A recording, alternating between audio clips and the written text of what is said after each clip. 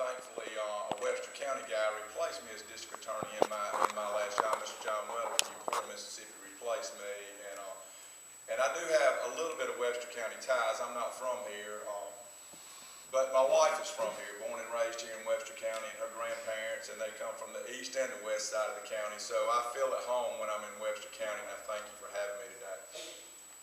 These Veterans Day speeches are always real important to me, and being a veteran is really important to me. It's something that is, I'm prouder of being a colonel, and I'm prouder of being a combat veteran than I am of being a district attorney or a congressman.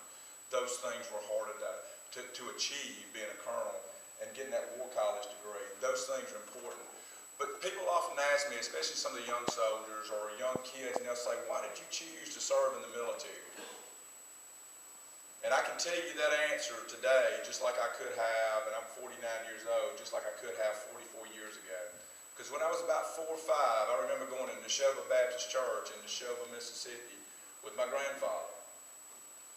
And we would sit in those churches in a pews much smaller than these, because that church is a lot smaller than this.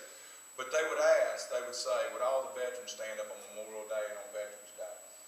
And those men who I thought were old men at the time, they were World War II veterans, were 45 to 50 years old, and I thought they were old men at the time.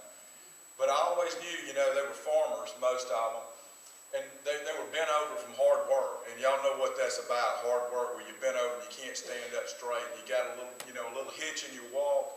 But those men, when they asked them to stand up for serving their country, I always noticed they stood tall and erect with their back straight, and they were proud to have served their country. And because of the way that they looked, I always, as a small kid, said, I want to be like those men. Now today we got men and women who do the same thing. So there's small children out here. You just remember today when they recognize us veterans, you watch, even those on canes or walkers or anywhere else, if they can stand up, they will stand up tall and they will stand up proud, because that's what it means. It means and it's what it takes to defend this great nation that we have. Veterans Day started in the 11th day of the 11th hour of the 11th month of 1918 on Armistice Day, when World War I ended, I'm sorry. And in 1954, Congress finally recognized Veterans Day to recognize those who served and who are still living. Memorial Day in May is for those who did not come home. Veterans Day is for those who served. I always like to extend that a little bit, because I can tell you, as a person who will have 30 years this December and serving in the Mississippi National Guard with 3 mobilizations and 2 deployments to a combat theater, we serve, but not near as much as our families.